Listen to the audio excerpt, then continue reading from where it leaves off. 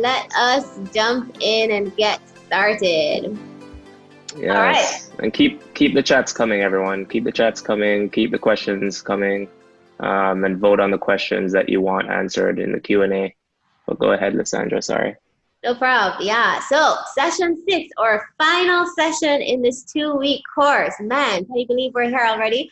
Are you going to miss us, guys? Because I see some very familiar names coming into the session. You guys have been with us every day for the past 2 weeks.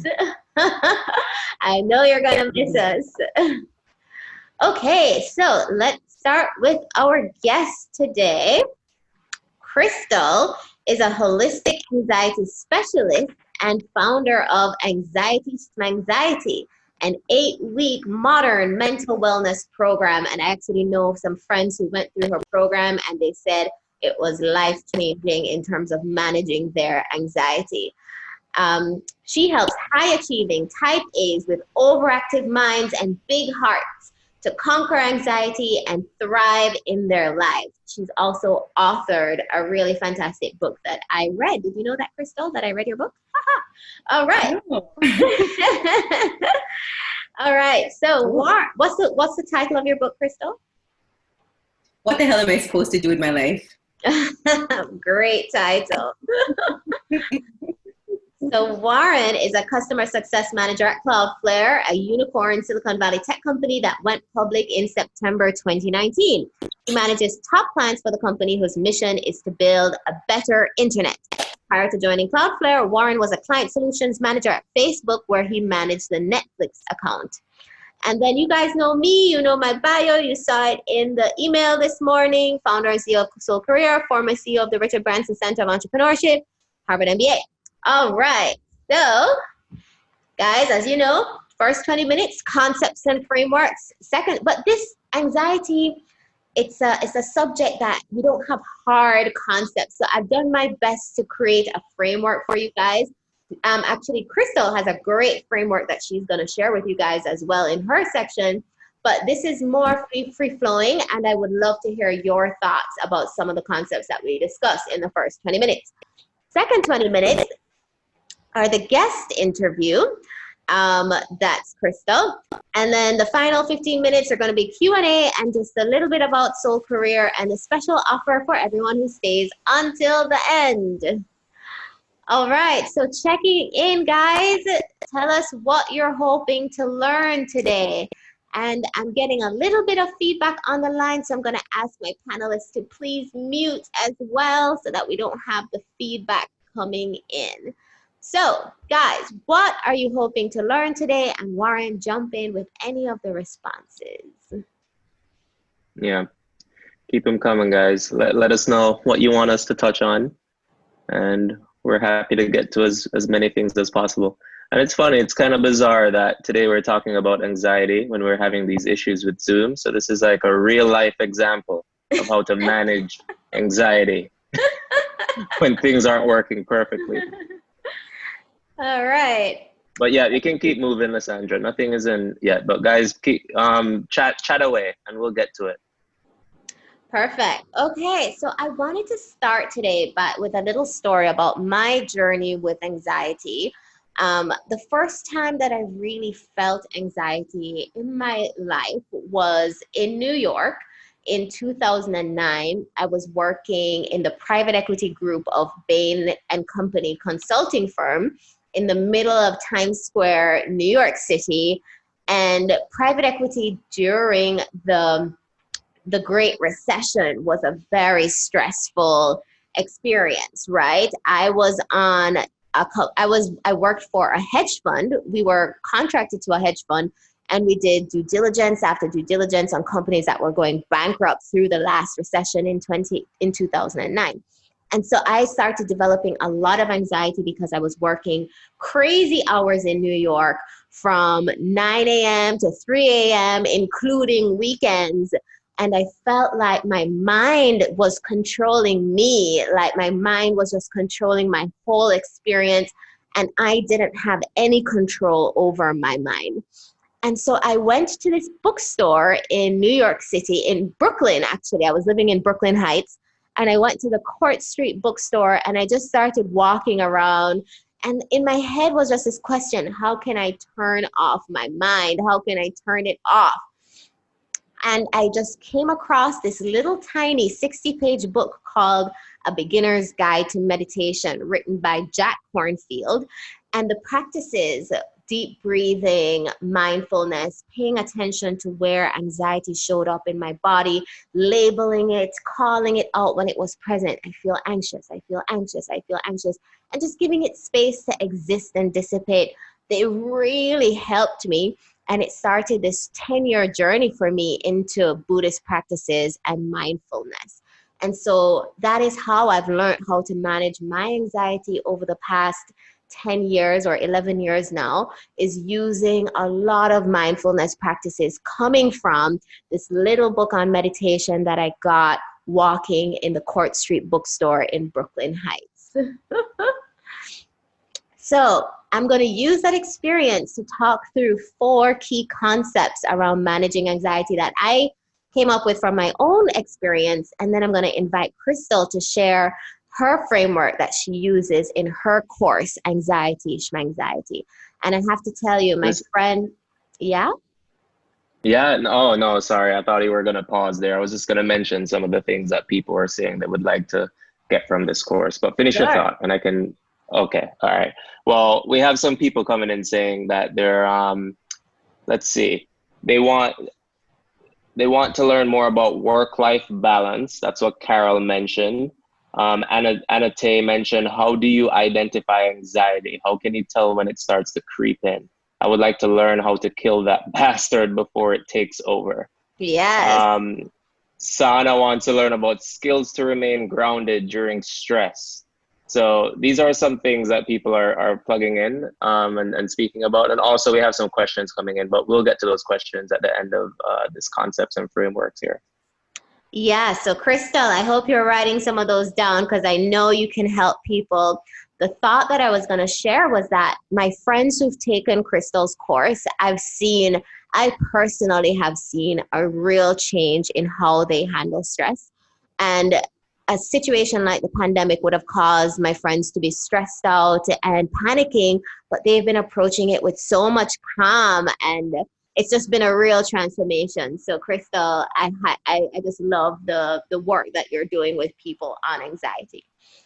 And I can't wait for Thanks for sharing. That makes me so happy. All right. So the 4 concepts I'm going to go through before we get to Krystal are acknowledging and accepting the feelings that you're feeling at the time that you're feeling them, committing to self-care, committing to it, that's the key word, following proven practices to help with anxiety, and seeking external help if you need it, if you can't do it alone. So let me start with acknowledge and accept. So a lot of us high performers, high achievers, type A women and men, and we push through and suppress our emotions when they arise. Like, we can't bother look at that now. Like, I just need to push through and get to this deadline and finish this document and finish these slides, and I'll deal with whatever later. Or what I used to do was just suppress it because I like to be happy and upbeat and optimistic. I don't like to feel sad or unsure or anxious. So when those feelings come up in the past, I would just suppress them and pretend they weren't there.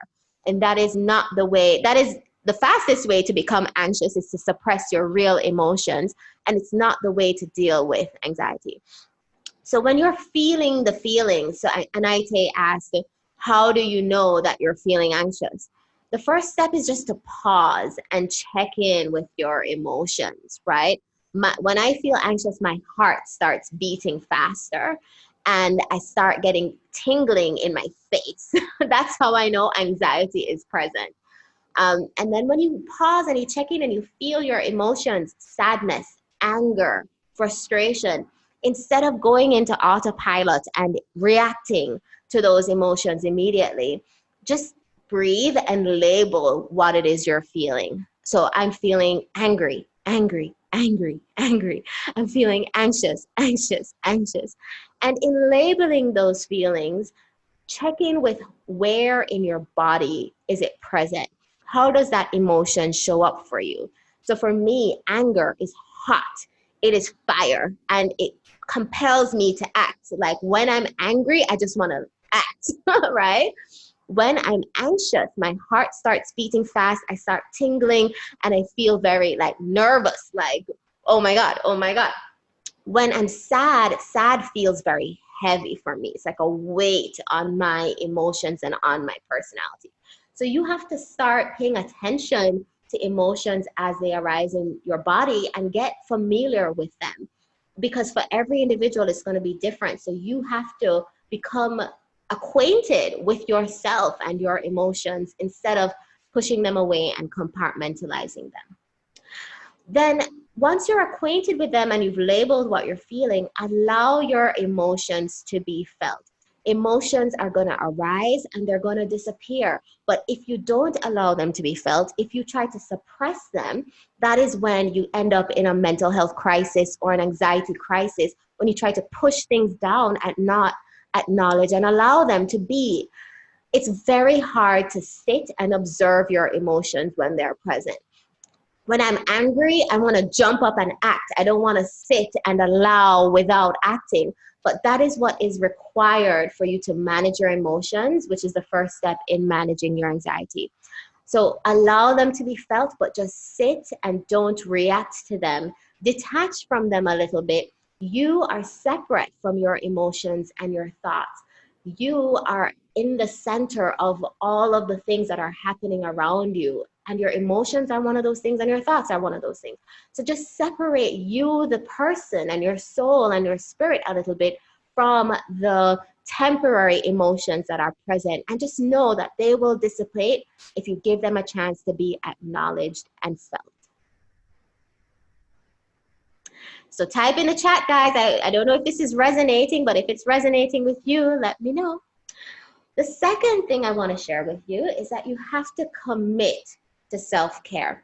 A lot of people view self-care as a luxury or a nice to have. And when I get to it, I get to it, right? Like if I have time, I'll do that. But I don't have no time right now to do yoga. I need to finish this document right now. But the key, you have to prioritize your mental well-being in order to give yourself the energy to do all the things you need to do. If you're in a depressive crisis where you cannot get out of bed in the morning, you won't be able to finish that document. You won't be able to meet that deadline. So prioritizing your mental health is not a luxury. It's not a nice to have. You have to do it in order to give yourself the energy you need to do all the things you need to do in life. So if you need a break, take a break, because you're going to be forced to take a break down the line when you're in a crisis, right? So take a break before you end up in a crisis situation. So in order to prioritize your self-care, you have to create time to follow anti-anxiety practices. We never will have enough time. As high performers, we're always going. We don't have enough time. This deadline is more pressing. However, we have to create the time, or the time will be created for us if we end up in the hospital, right? So how I create time, one of the ways I create time is by working out, because when I go for a run in the morning, I have a lot more energy and I can do a lot more things in the day. Yesterday, after our session yesterday, I was so tired that I slept half the day and couldn't do anything else apart from the session that we did in the morning yesterday.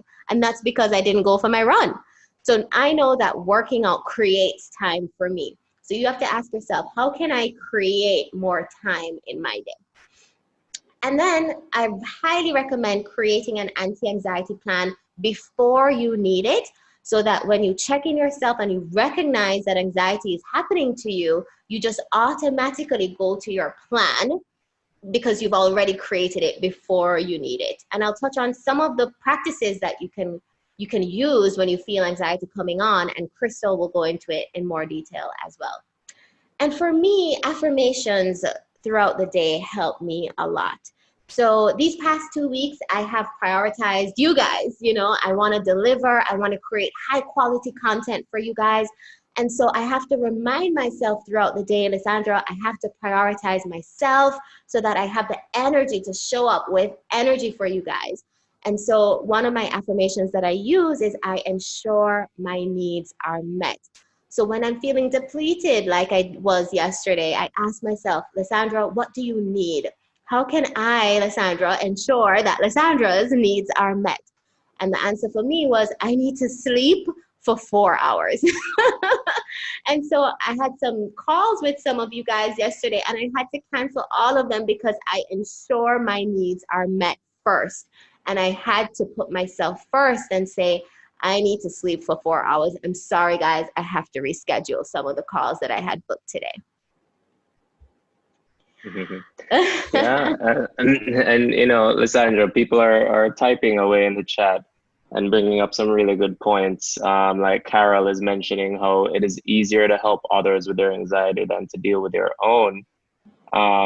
So, you know, these points of like giving yourself, acknowledging the anxiety and giving yourself affirmation, being kind to yourself, creating time. Those are very good points. And I don't know if you want to unpack that a little bit more or speak to Carol's comment, but I thought it was interesting to add. Yeah, thanks for that. And yeah, go ahead, Krystal. No, there's something, I saw Carol's comment and I just wanted to add to that. And because that comes up a lot for me when I work with people, I tend to work with people who are very empathetic and very like compassionate towards other people. And it's that sort of like heart that also makes you affected by things. And so, you know, it's just very helpful for you to recognize that you are able to serve people because of that compassion that you give to them, but then also give that compassion to yourself. Because a part of like anxiety comes from being type A, where you want to get everything right and you want to do everything well and you want to figure out what's going wrong so that you can fix it, right? And then when you're doing that, you're also like, it's good to want to improve, but there's a point where it becomes counterproductive, where you're just beating yourself down for all the things that you're not doing well, which is definitely not serving you on progressing on your journey. So just taking a step back and giving yourself that self-compassion, just like you would do for somebody else that you love, is a good place to start with that, Carol. Just wanted to add. Absolutely. Thanks for adding that, Krystal. I love that so much.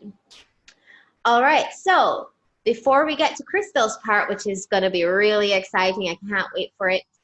Some practices that work and that have worked for me: deep breathing combined with mindfulness meditation. It's been a life changer for me since I found it 11 years ago in New York. And it's really taught me how to check in with myself and feel where emotions show up in my body. The mind-body connection is real. So when you feel that energy in the pit of your stomach, or you feel that weight on your heart because you're sad, check in and, oh, that weight on my heart, I'm sad. Oh my gosh, what am I sad about? Because at one point I was so detached from my emotions that I was just pretending to be happy all the time, and I wasn't, you know? And once I got in touch with my real emotions and what I was really feeling, I started living a more authentic life, and my anxiety started to subside. Yoga helps. I did yoga this morning, guys, just to wake myself up after all the sleep I did yesterday. Walking out in nature in the sun, working out, connecting with others, sharing, speaking, communicating.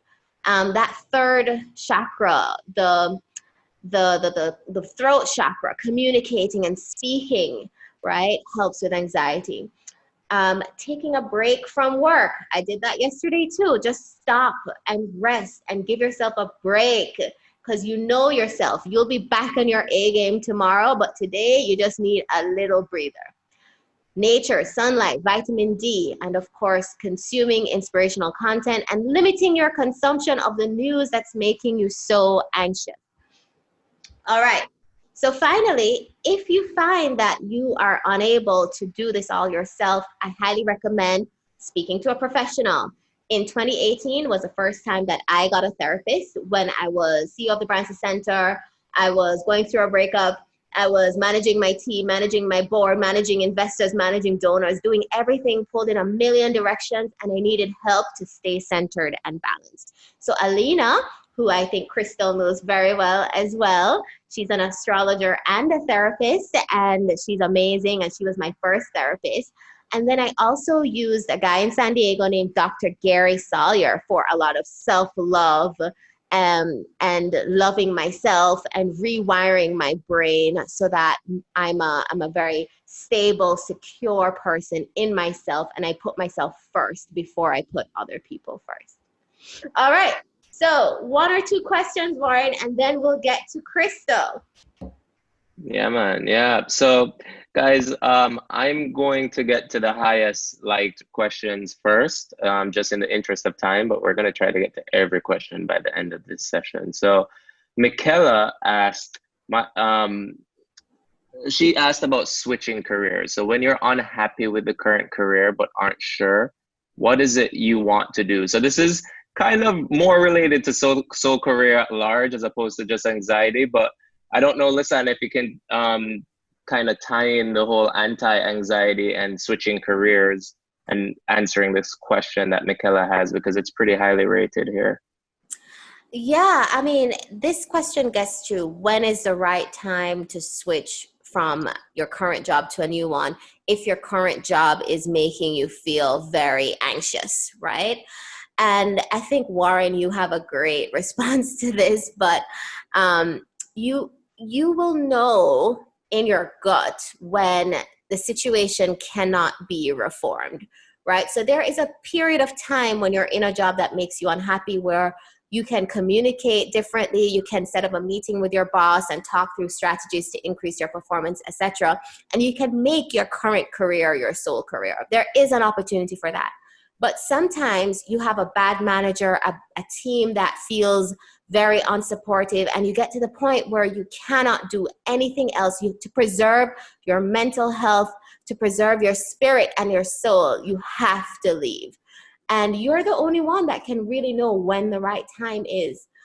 So I want to ask Warren, if you feel comfortable sharing your story about how you determine the right time for you to leave your old job, I want you to share it in the Q&A. But right now, yes, I'm going to try to get to Krystal. Yes. So Krystal, if you could come on camera.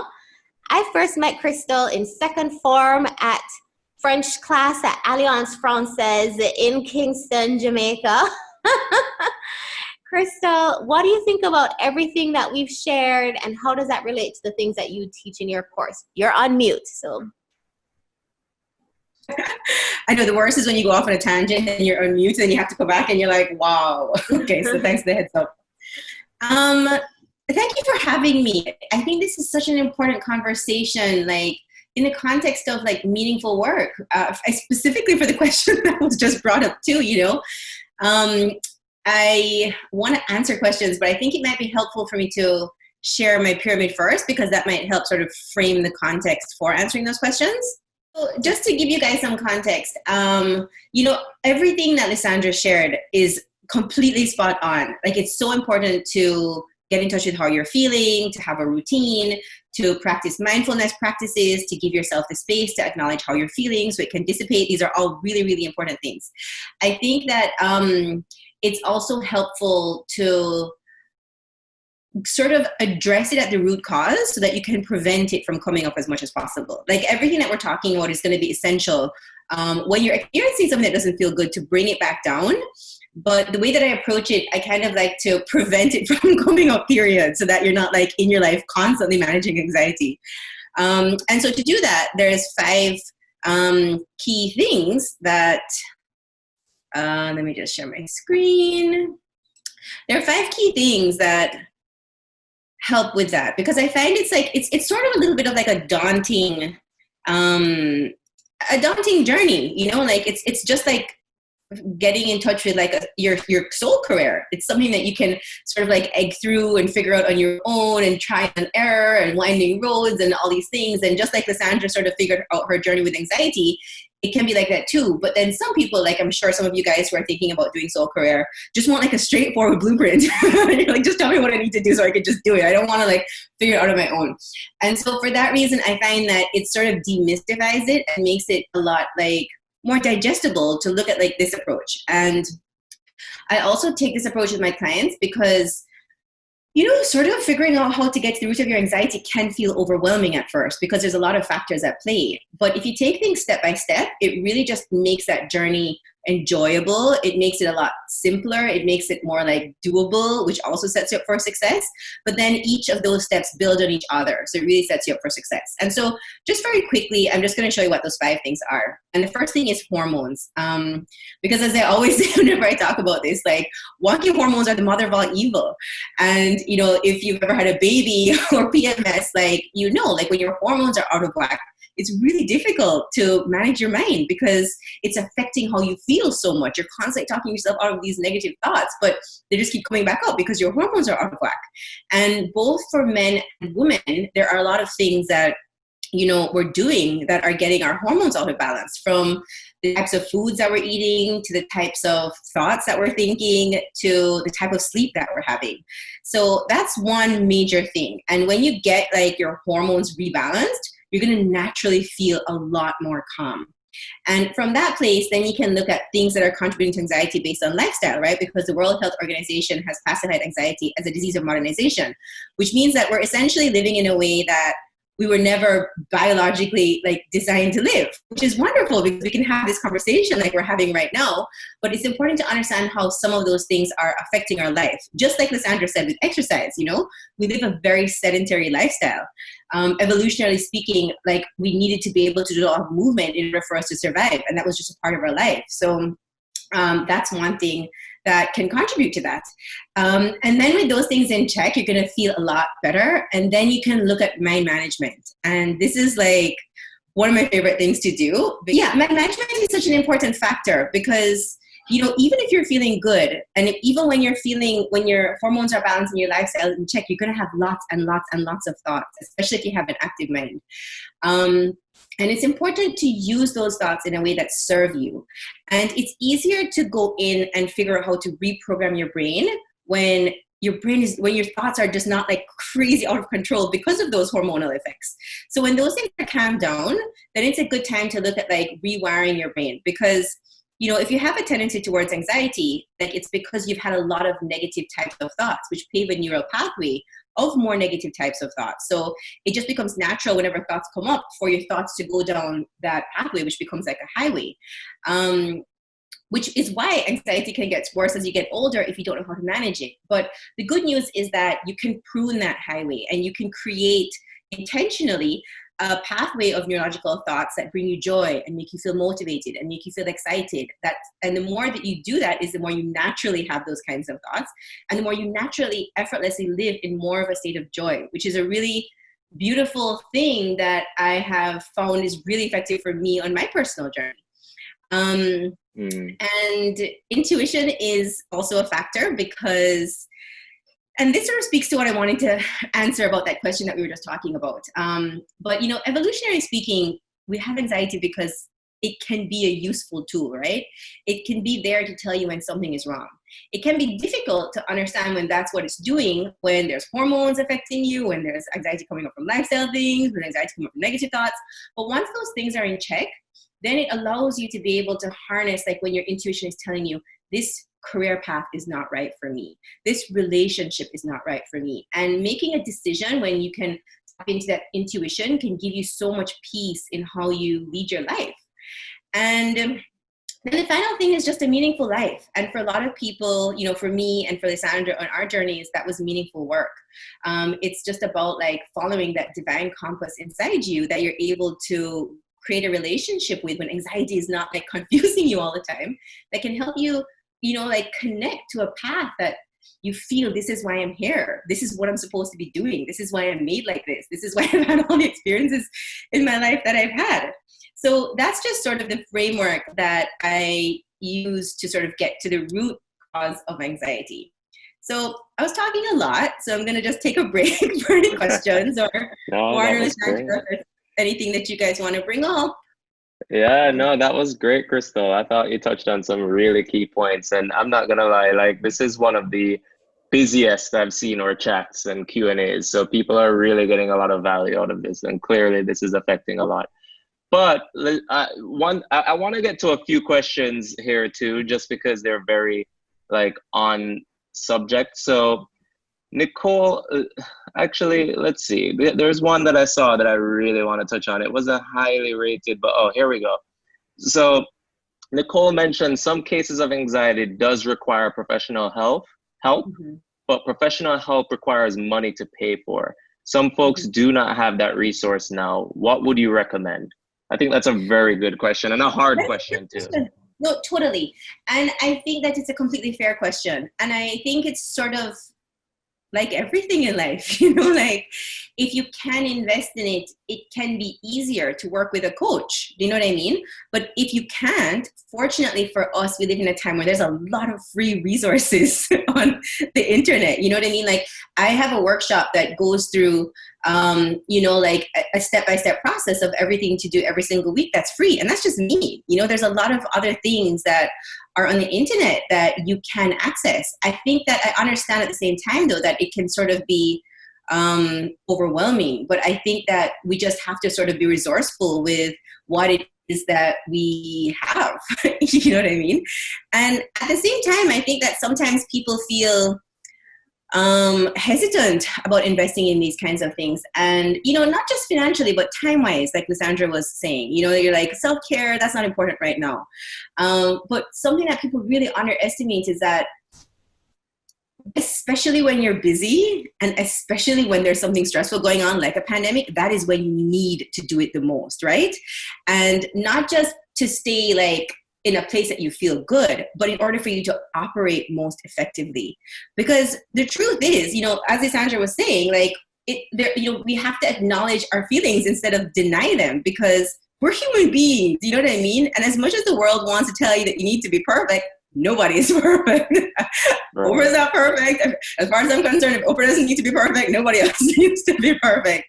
And so I think it's just about like recognizing that the return on investment in your mental health is, like beyond anything that you could invest in. And it affects every area of your life, your relationships, your work life, your relationship with yourself, like what you do with your life, your motivation, and I think that is something that people underestimate.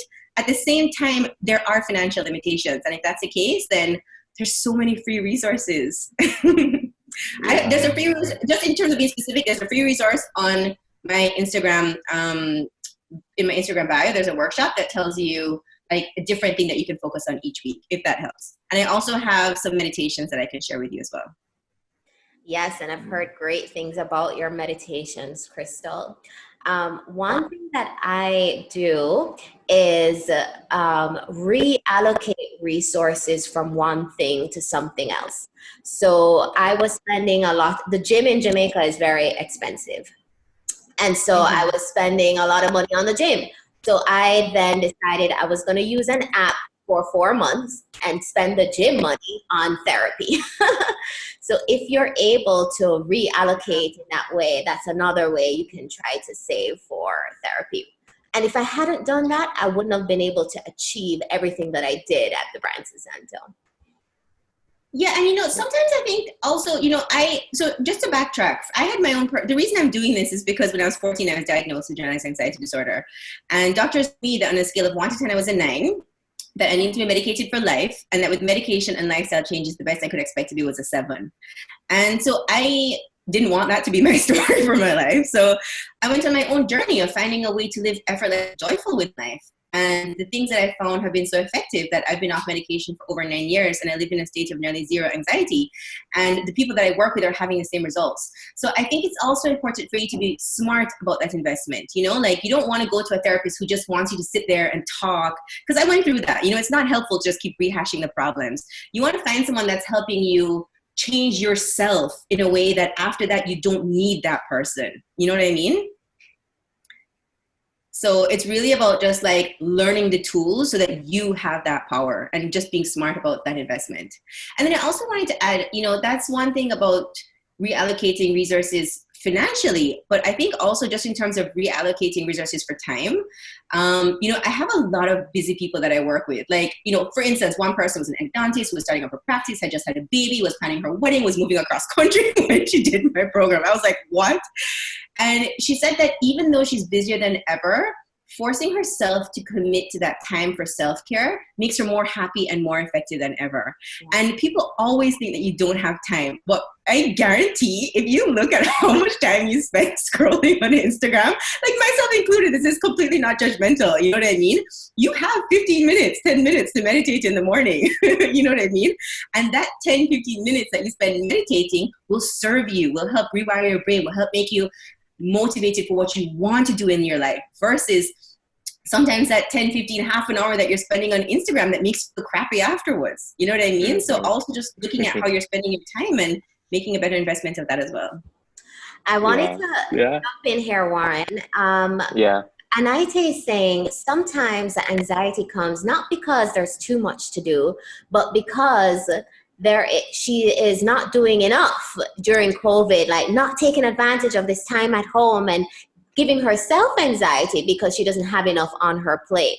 And I know you have a few clients who have that same kind of thought process. So how do you address something like that, Krystal? You know, I want to answer this question specifically, so I'm going to get to it, but I want to take a step back.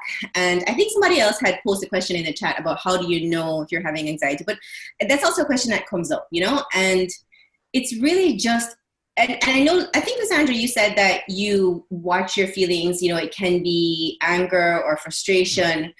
And for me, the technique that I use is definitely based on a lot of science, like I explained, but my management specifically is based on a philosophy of manifestation, which is like you watch how you're feeling.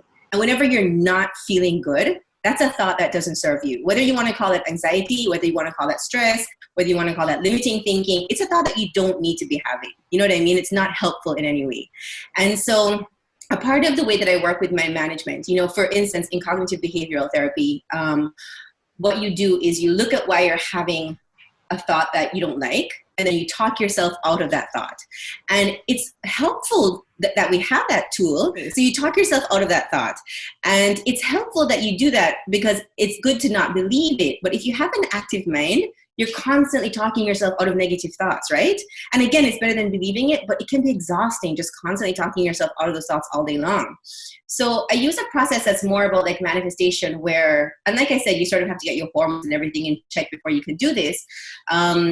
But you look at how you're feeling. And if you're not feeling good, instead of analyzing the thoughts and going deep in it, because again, that's again just reinforcing a negative neural pathway, you switch to a thought that does make you feel good, you know, a thought that does energize you. So using this, and in doing that, you're creating a neural pathway that will allow you to have more thoughts like that naturally, but also those thoughts are the thoughts that will energize you and pull you forward.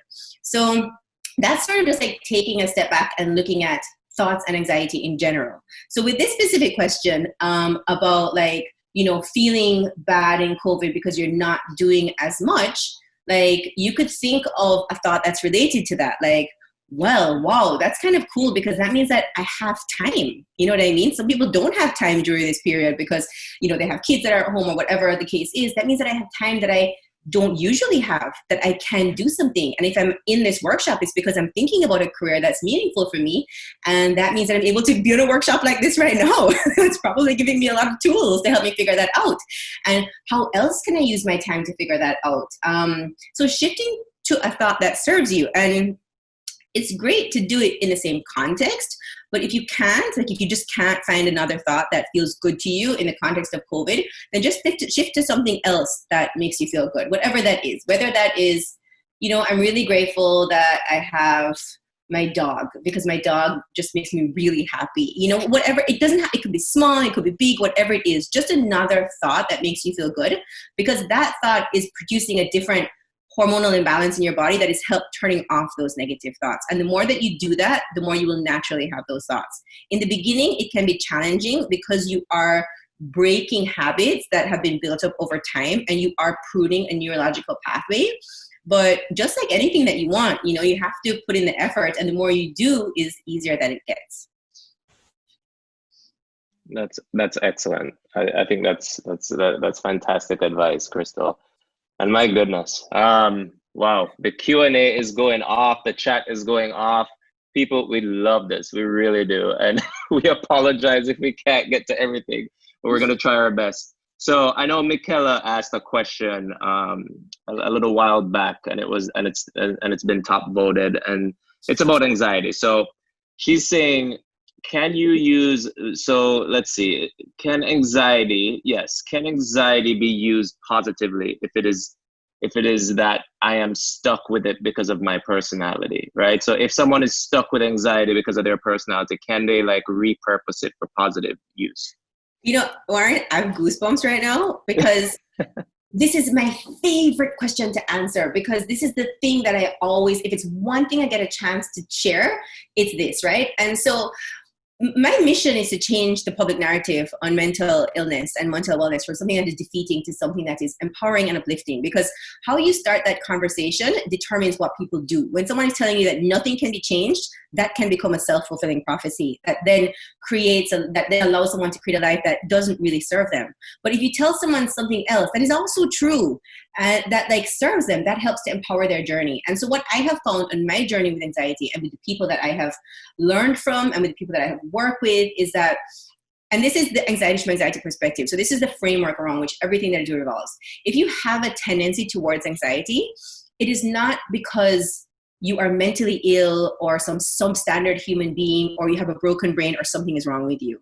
If you have a tendency towards anxiety, it's because you have really incredible, super awesome, superhuman superpowers, right? Things like hyper intelligence. So you're really, really smart, you know, intense drive. You're just so driven. You have this incredible passion. You're like beautifully creative. You're super empathetic. You can feel and understand people deeply. You're really loving. You're so interesting and deep. And, you know, these are all really incredible, super awesome traits. And the thing is that you're just not managing your mind and your body in the way that your mind and your body needs to be managed. And so those things are manifesting as a side effect of anxiety.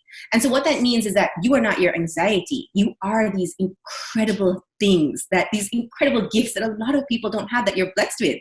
And all you have to do is just learn to manage your mind and your body in the way that it needs to be. And you can really just like step into that incredible version of you. And I've seen this for myself. I've seen this for my clients. I've seen this from people I've learned from. I've seen this from, you know, other doctors who've written about different natural ways to do it, to sort of like get to the root of your anxiety. And so this is not just some like nice thought to start with. This is the truth that the conversation needs to be started with. You know what I mean? Yeah, I agree. Wow. Yeah. Lysandra, you've been quiet for a little bit. Do you have any thoughts on this one? Thank you so much for that question. I'm so glad that person asked that question and I was able to share, because I've always wanted and thought to. Well, I was just thinking that I was at Krystal's launch for her new cohort of Anxiety Schmanxiety, and we were all wearing white, and we sat around in a circle, like 40, 50 women. I don't even know how many women there were. And Krystal shared her journey with anxiety from being a child diagnosed and told she'll have to be on meds for the rest of her life, to meeting this yogi in the hills of Jamaica and leaving her corporate CMO, Chief Marketing Officer job, and moving to New York and becoming an actress, and right, and going on this whole journey. So I love how she's crafted that into this message that anxiety is not necessarily a bad thing. If you have anxiety, it doesn't mean you are less than. It means that you have this huge heart and this huge mind, and you just have to learn how to manage it a little better. Yeah, so that you can own that huge heart and that huge mind and let that just ride your life. You know what I mean? That's super awesome. All right, I want to get to this other question too by Carol. So Carol asked, well, Carol mentioned, and she has a question after that, our cultural upbringing of being polite and diplomatic can lend to us facing anxiety. And I'm going to guess that this is like the Jamaican cultural upbringing on average. So she's asking, how do you separate that without going against your sense of professionalism? All right, so there's two things. One thing is, you know, when Sandra was talking earlier and she was saying that you have to recognize what you're feeling, I wanted to mention that I think that, you know, people think it's weak to sort of acknowledge that you're not feeling perfect all the time. You know what I mean? And I think that one is just to understand that that's a complete illusion. every single person who is doing something that you admire has weak moments all the time. It's just that they're acknowledging that and learning how to work through that. And in order to learn how to work through it, you have to first acknowledge it. So that's one thing. It's really, just being in an environment where the culture of upbringing is like being polite, being diplomatic when faced, that can lend to anxiety when you're being overly politically correct, I guess, or just overly like polite. Mm-hmm. And they're asking, how do you separate that without going against your sense of professionalism? How can you get away from that anxiety feeling without being unprofessional? So I think that I would need to understand a little bit more about the specific situation that Carl is thinking about. But without that, just making it general, because I'm sure that a lot of people probably are asking this question in different ways. Mm-hmm. I think that one thing is, to really understand what's true to you. And that's why I think, this course that Sandra does is so important. Me connecting to work that was meaningful to me is so important, but really understanding what's true to you, because when you understand that, you don't really feel the need to engage too much with people that you don't really connect with. You know what I mean? And you can sort of create a life as much as possible where you can work with more clients that you feel you have the same values with. And when you do that, that also brings you more of a sense of joy and brings more happiness into your life. But with that said, obviously there's still some situations that you're going to encounter that maybe you don't feel good about, but you have to be professionally polite in. And I think that there's a lot of ways to handle that, it's just always about approaching things with kindness, it doesn't, pardon? I would actually jump in here, Krystal, and say, for me, professionalism means meeting deadlines and doing the things that I say I'm going to do, right? And I mentioned the example of canceling all my calls yesterday as something that in my prior self, I would never have done that. I would just have pushed through and taken the calls because that's what professionalism and being polite means to me. So the way I would answer the question is scheduling and time blocking way in advance and putting in breaks in your calendar so that you can decompress and manage yourself while still maintaining the deadlines, while still being polite in the sense that, I know I have committed to you this thing. So let me schedule it in a way that I know I can do it while still honoring myself and my energy and what I need to be a top performer. I don't know if that helps, Carol. Yeah, and just to add to that, I think that's why I'm saying, depending on what she's specifically referring to, there's different answers to the question. But just in the event that she's asking specifically about if she has a disagreement with somebody, like I was saying, just approaching it with kindness. You don't have to necessarily make your point. You don't have to let the person know that you disagree with them. You can just disengage from that conversation. And also just recognizing that it's like letting go of being judgmental, because it happens to all of us. I think especially in Jamaica, I feel like it's a little bit of a judgmental environment, gives you a sense of peace, but also creates the space for the other person to awaken to what's true for them too. So it's just about being kind, recognizing that everyone's not going to have the same opinion as you, and just not engaging with situations that don't feel good to you as much as possible. Right. And I'm doing a time check here, and just to let you guys know, we have about 8 minutes left.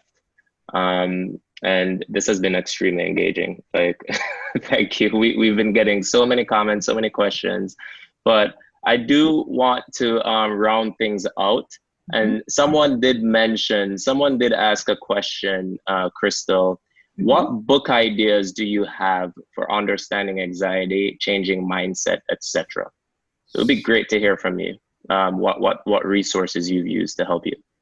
Yeah. So one of the things that people find helpful is, I didn't even suggest it. It's kind of funny how it came up. But when people are doing my program, I find that they also start reading my book, and it's very helpful because it's really it's a very personal journey. I'm going to suggest some other books that can tell you theory and tools, which is also very helpful. But I find one of the most helpful things with anxiety is understanding that other people are going through this and feeling unalone and feeling connected. And, my book is about a very personal journey with, overcoming anxiety and connecting to meaningful work and a meaningful life. And so that's one thing that can be helpful. And, audiobooks are also really helpful because it's a way to distract your mind. Like if you're in a spin and you're going off on a negative tangent, listening to an audiobook can get you out of that tangent and also sort of just help you like get motivated because you're filling your mind with like uplifting things, like one of the things that Sandra mentioned, and also help to create more positive neurological pathways. So it's like, it's really good. Other books are The Power of Now by Eckhart Tolle. What's the name of your book, Krystal? Oh, it's What the Hell Am I Supposed to Do with My Life? I'm gonna put it in the chat because I also want to put the free meditations for you guys too. Okay. Yeah, so let me get that up. And then The Power of Now by Eckhart Tolle is also really helpful to understand how your mind is working, help you separate. You know, like one of the things that Sandra mentioned was separating from the thoughts so they don't have as much control over you. And it's useful to understand how that's happening. So The Power of Now is very good for that, for people who sort of like to have the deep understanding of that. Another really good book is The Law of Attraction by Abraham Hicks, which is really helpful for learning how to manage your mind in a way that is conducive for manifestation. All right. And I'm seeing so many other questions too that are very on topic when it comes to what we're talking about today, and also when we're talking about soul career, right? Like people are asking things about how do you humble yourself during an interview? What can I do to control wearing emotions on my face? You know, things like that. And these are very inspiring questions, because this is something that we're going to touch on a little bit when we talk about soul career in the end here. And again, I just don't think we're going to have enough time to get to all the questions, guys, and I'm so sorry. But I do hope that you guys have found a lot of value. Go ahead, Lysandra. Let me close it out. And Krystal, do you have an extra 5 minutes to answer some of these questions after the end, or are you booked? Yeah, no, sure, that's fine. Okay, all right. So let me just finish up this part of things, and then we'll get back to some of the questions. Warren, I think you have to go though, right? So let's see. While you're I do. All right. Mm-hmm. All right. So we have done a lot over the last 2 weeks. Navigating your career in the crisis. We did finding a new job, becoming essential at work, ensuring your business survives. That's for the entrepreneurs. Finding new clients in a crisis. That's for the freelancers. Leading through a crisis. That was for the executives. And managing your anxiety for everyone, who all of us are experiencing some level of anxiety right now during the pandemic. Wow, it's a lot. So I'm going to, Warren and I will edit and upload the recordings, and we will send you all an email once that's done. It should be up next week sometime. And actually, Naomi asked me to do a little summary email, the 3 biggest points from each day. So Naomi tried to give me more work. I will take that under consideration. And if you guys want that email, I will consider it and send it out sometime in the future. About Soul Career, that one last time. Soul Career is a 6-week online program that helps you find a career that fulfills you. In order to do that, you have to start with you first. You have to start by knowing yourself. And in addition to some of the tips that we gave here about knowing yourself on an emotional level, we go into psychometrics, we go into some other mind management techniques in the first 2 weeks, visioning exercises, and how to really understand what you want first as a starting point and who you are as a starting point. The second 2 weeks is about the tools you'll need to actually attract that new career to you. How do you stand out from the crowd of people that are also looking for a job? So we teach you search techniques, networking techniques, how to come up with a professional mission statement, and Ivy League level resume, cover letter, interview techniques. Those are in weeks 3 and 4. And then in weeks 5 and 6, it's about using everything that we did in weeks 1 through 4 and taking action, applying to the jobs you came up with in the search techniques, reaching out and scheduling coffee chats, all of that stuff, which will then lead you hopefully into your new, more soulful career. And in the last week, we talk about the journey ahead. So how to negotiate for what you want, and how to prepare for success the first 90 days in your soul career. So Krystal, we have 10 open questions in the question box. So let's see how many we can do in the next 5 minutes. So how do boundaries help with Okay, the top voted question is, how can I control wearing emotions on my face? That's interesting that that's a top question. My approach is very much about like be authentic. So if you're thinking something negative, it's going to show on your face. Find a way to think something that's not negative. So if someone says something that's pissing you off, just find a way to feel sympathetic to the person because they have a point of view that's not serving them. You know what I mean? Like just be real about your emotions in a way that's kind, and then a positive emotion will show on your face. Yes, authenticity helps a lot. And in order to be authentic, you have to tap into yourself, but you have to be authentic and positive to Carol's earlier comment, right? You can't. In some situations, you just can't because the person is just bonkers and you just have to get out of that situation politely. Remove yourself if you can't be positive. All right, so we answered that one. Next question. How do boundaries help with managing anxiety? Energy, people underestimate the importance of energy because they think it's a hippie thing. But there's a lot of things that are coming up now in quantum physics that are just like putting a scientific aspect to it. But whether or not like you can explain it, I think we can all feel it, right? Like you can feel someone's energy. If you're in a space with someone who has a positive energy, you feel good. If you're in a space with someone who has like negative energy, it affects you. And if you already have a struggle with anxiety, you have to protect your energy. Otherwise, it's going to be really hard to learn how to manage yourself, especially in the beginning. Later on, when you're stronger mentally, you can let those things affect you less. But at the beginning of your journey, it's really important to just politely like avoid situations that you don't feel uplifted in as much as possible. Absolutely. This past 2 weeks, as I shared with you guys, I felt really exhausted. And I had to take some time for myself as well and just put those boundaries in place by clearing my schedule so that I can get back to top form. Okay, Anaita is asking, what to do with friends that we love but who feed the anxiety? I have a few of them. That's anxiety. Anaita.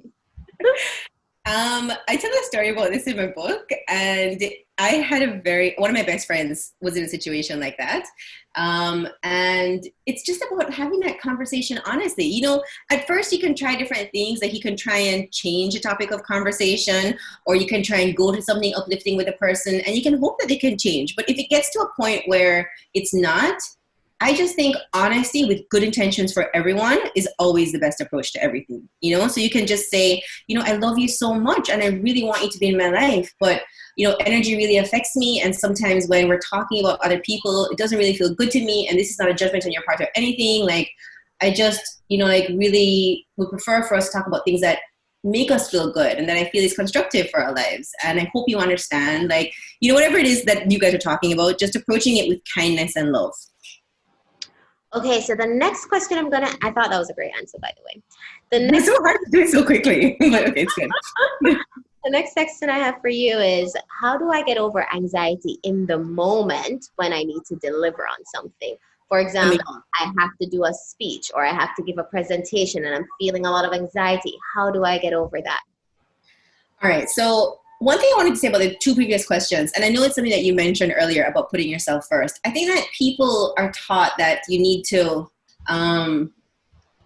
be accepted, you need to be sort of like always thinking about other people. And I think that kindness is so important, but people really underestimate the fact that you have to be sort of just like relentless in the pursuit of your best self and put that first, and that's how you can give the most to other people. So sometimes if you feel like you're being selfish about taking care of yourself, just remember that if you are it's called benevolent selfishness, where you take care of yourself so that you're able to then better take care of other people. So you're actually doing what's best for other people by taking care of yourself. All right, back to the question. Putting your oxygen mask on. Exactly. On other people's. And okay. Add having that plan before your meeting or speech. So when you feel the anxiety coming on, you have a little checklist. Okay, deep breathing exercises, saying these affirmations, etc., right before you go on stage can help in the moment as well. So I'm going to share two things because I have this massive public speaking fear that I've been working through for the last couple of years, because obviously it's work that I do. I have to do with public speaking often. But one thing that you can do is a Superman pose beforehand, where you stand with your arms out and your legs apart, and stand like that for a couple of minutes. You can do it in a bathroom stall by yourself. You can do it in the parking lot before something. But that posture really signals to your body a sense of confidence, which also just like triggers more confidence and turns off this like fearful hormone thing that's happening in your body before those things. So that's helpful.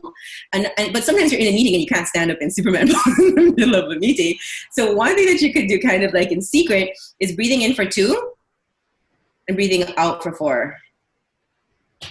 And breathing in for 2 and breathing out for 4. And the reason that works is because anxiety comes from thinking of thoughts that put you in a fight or flight mode, right? But if you're breathing in a way where your exhale is long and it's a relaxed breathing, you're physiologically signaling to your body that you're not in a dangerous situation and that you're safe, and that turns off that fight or flight mode. So that can also help like immediately. I love that. Thank you, Krystal. I have one last question that I'm going to ask you, and then we're going to log off for today, guys, and for 2 weeks too.